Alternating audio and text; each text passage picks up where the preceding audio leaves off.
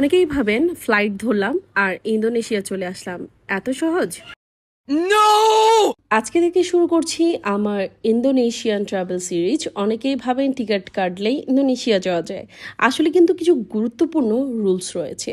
যেমন আমরা আগে জানতাম ভিসা অনারাইবল। অনারাইবল মিনিং হচ্ছে আপনি ওখানে গিয়ে না, ওই দেশে গিয়ে নামলে আপনাকে ওখান থেকে ভিসাটা দিবে। কিন্তু এখন বাংলাদেশিদের জন্য সাধারণত স্টিকার ভিসা বা ই ভিসা আগে থেকে নিতে হয়, যেটার জন্য প্রসেসিং টাইম হিসাবে আপনার 1 থেকে 1.5 মাস হাতে রাখতেই হবে। লাগবে 6 মাসের valid passport, hotel booking, return ticket এবং ব্যাংক স্টেটমেন্ট। ভিসা হাতে পেয়ে টিকিট নিয়ে রওনা করেছি।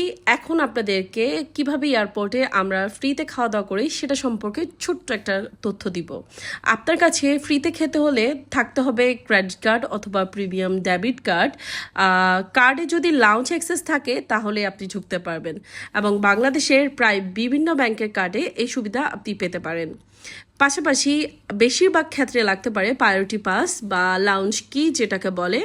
আর এয়ারপোর্টে ঢুকে আপনি লাউঞ্জটা খুঁজবেন, কার্ড বা বোর্ডিং পাস দেখাবেন, ঢুকলেই ফ্রি খাওয়া দাওয়া, ড্রিঙ্কস, রেস্ট এরিয়া সব কিছু আপনি সেখানে পাবেন। যেহেতু আমরা বাচ্চা নিয়ে ট্রাভেল করেছি, আমরা দুটো ফ্যামিলি, এবার আসেন যাদের বাচ্চা নিয়ে ট্রাভেল করবেন তাদের জন্য কিছু টিপস। বাচ্চাদের ফুড আগে থেকে বুকিং করে রাখবেন। টেক অফ বা ল্যান্ডিংয়ের সময় বাচ্চাদেরকে জুস বা দুধ খেতে দিবেন, যেটাতে বাচ্চাদের কানের ব্যথা বা কানের চাপটা একটু কমে আসবে।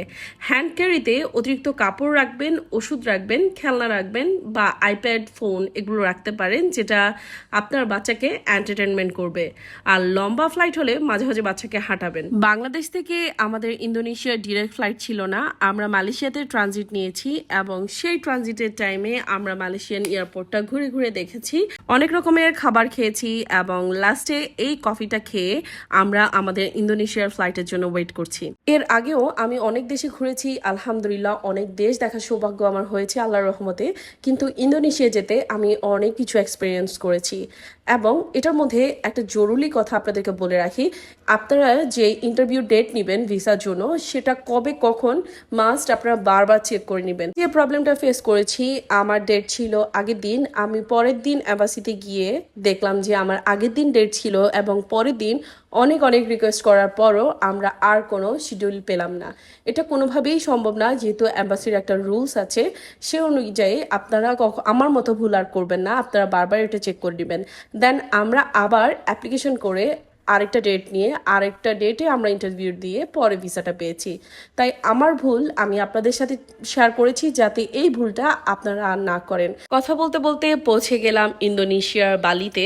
বালিতে নেমেই মনে হচ্ছিল এটা কোনো এয়ারপোর্ট না, আমি মনে হয় কোনো আর্ট গ্যালারিতে ঢুকে পড়েছি। এয়ারপোর্টের ভিতরে তাদের প্রতিটা দেওয়ালে বিভিন্ন রকমের ডিজাইনে তাদের ট্র্যাডিশনাল টাচ ছিল। তাদের কারুকাজগুলো এত বেশি সুন্দর আর ইউনিক যে আপনি চোখ সরাতে পারবেন না। তারা ফেমাস হচ্ছে তাদের কাঠের কারুকাজের জন্য, তাদের পাথরের মধ্যে যে কারুকাজটা করে সেটার জন্য, এবং তাদের হিন্দু ট্র্যাডিশনাল বা বিভিন্ন লোকাল যে ডিজাইনগুলো সেগুলোর জন্য তারা ফেমাস। আমরা এয়ারপোর্টে ঢুকে এই কারুকাজগুলো দেখলাম, বেশ কিছুক্ষণ হেঁটে হেঁটেই দেখলাম। তারপর সোজা ইমিগ্রেশনে চলে গেলাম। ইমিগ্রেশন শেষ করার পরেও আপনার হাতে আরেকটি কাজ থাকবে, সেটা হচ্ছে অ্যাপ্রুভ লেটার। যে অ্যাপ্রুভ লেটার স্ক্যান করা ছাড়া আপনি ভিতরে ঢুকতে পারবেন না। তাই অবশ্যই নিজের সাথে অ্যাপ্রুভ লেটারটা অবশ্যই রাখবেন।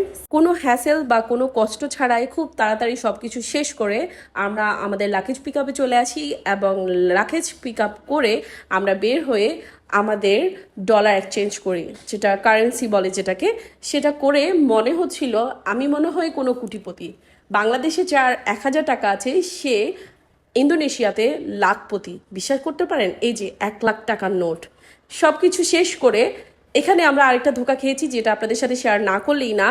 কখনো এয়ারপোর্ট থেকেই যে ট্রান্সপোর্ট সেগুলো আপনারা নেবেন না। মাত্র লাইক ও দেশের আপনার 47,000 বা 40,000-এর ভিতরে যে ট্রিপটা আপনি দিতে পারেন এয়ারপোর্ট থেকে আপনার হোটেল পর্যন্ত, সেটা আমাদের কাছে তারা 6 লক্ষ টাকা চেয়েছিল।